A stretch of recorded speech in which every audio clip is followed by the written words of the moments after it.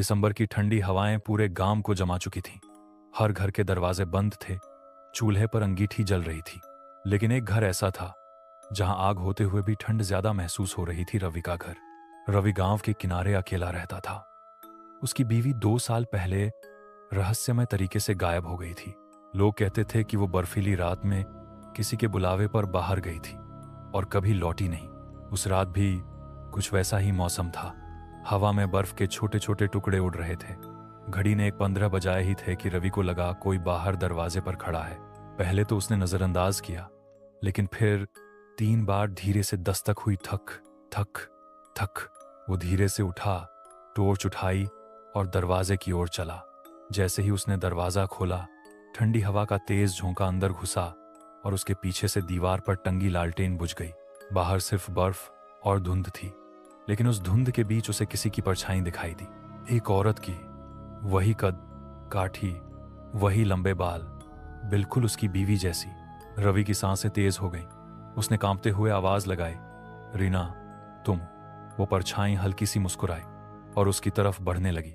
रवि पीछे हटा, पर जैसे जैसे वो औरत पास आती गई, तापमान गिरता गया। उसका सांस जमने लगा और फर्श पर बर्फ जमने लगी। वो औरत करीब आई और बोली, मैं लौट आई हूं, लेकिन अब हमेशा के लिए। रवि डर के मारे पीछे मुड़ा और दरवाजा बंद करने की कोशिश की, लेकिन किसी ने अंदर से पकड़ लिया। उसने खींचकर दरवाजा बंद किया और भागकर कमरे में चला गया। पर जब उसने आईने में देखा, आईने में उसके पीछे वो खड़ी थी। चेहरा सफेद बर्फ जैसा, होंठ नीले और आंखें बिल्कुल जमी हुई बर्फ के टुकड़े। आईने में वो मुस्कुराई और बोली, अब ठंड तुझ में बस जाएगी। और अगले दिन सुबह गांव वालों ने देखा रवि के घर के बाहर 2 बर्फ की मूर्तियां खड़ी थीं, एक औरत की और एक आदमी की। दोनों के चेहरे ऐसे लगे जैसे आखिरी पल में चीखते हुए जम गए हों। सुबह की धूप बर्फ पर पड़ रही थी, पर रवि के घर के बाहर खड़ी 2 मूर्तियां उस रोशनी को भी निगल रही थीं। गांव वाले डर के मारे पास नहीं जा रहे थे। सिर्फ एक बुजुर्ग पंडित बोले, ये इंसान नहीं, आत्माएं हैं जो बर्फ में कैद हैं। उसने मंत्र पढ़ा और मूर्तियों पर गंगाजल छिड़का। जैसे ही बर्फ पिघलने लगी, एक सफेद धुआं उठा और हवा में वही फुसफुसाहट गूंजने लगी, वो अभी जिंदा है, उसे ढूंढो। गांव के 3 लड़के हिम्मत करके घर के अंदर गए। अंदर चारों तरफ बर्फ की परतें जमी थीं, दीवारों पर, फर्श पर, यहां तक कि बिस्तर पर भी। कमरे के बीचों बीच एक पुराना आईना रखा था, जिसमें धुंधली सी परछाई हिल रही थी। एक लड़का बोला, ये क्या है? दूसरे ने आईने पर हाथ रखा और उसी पल उसकी चीख निकल गई। उसका हाथ आईने में फंस गया और उसकी हथेली पर बर्फ जमने लगी। बाकी दोनों भागे, पर दरवाजा अपने आप बंद हो गया। आईने के अंदर से वही औरत दिखी, रीना। वो बोली, रवि ने मुझे बुलाया था, अब तुम सबको भी ठंड महसूस होगी। आईने से बर्फीली हवा का तूफान उठा और कुछ ही सेकंड में पूरा कमरा जम गया।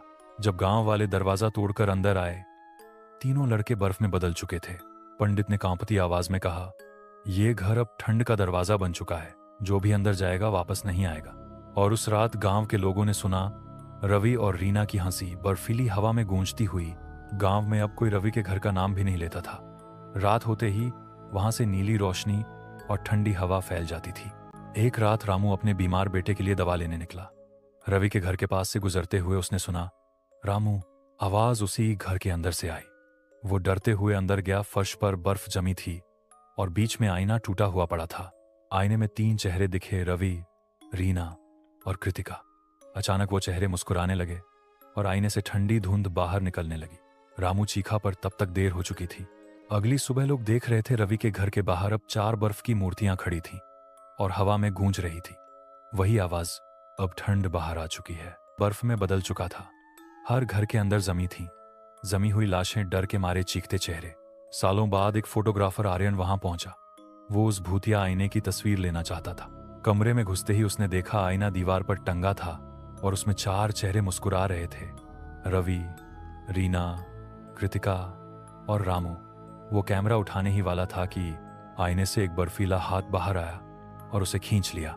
अगले दिन उसकी ली हुई तस्वीर इंटरनेट पर दिखी। एक गांव, पूरा बर्फ में जमे हुए लोग, और नीचे लिखा था, अब ठंडी आत्माएं हर जगह हैं। आर्यन की मौत के बाद वो तस्वीर सोशल मीडिया पर वायरल हो चुकी थी। लोग कहते थे जिसे भी वो तस्वीर दिखती, उसे कुछ दिनों तक ठंड लगती रहती थी, भले गर्मी ही क्यों ना हो।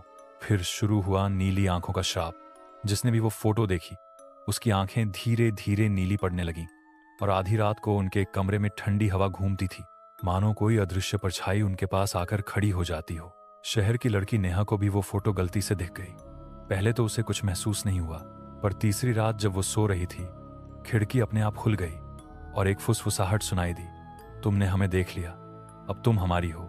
सुबह उठते ही नेहा के कमरे में बर्फ की पतली परत जमी थी और आईने में उसकी आंखें नीली चमक रही थीं।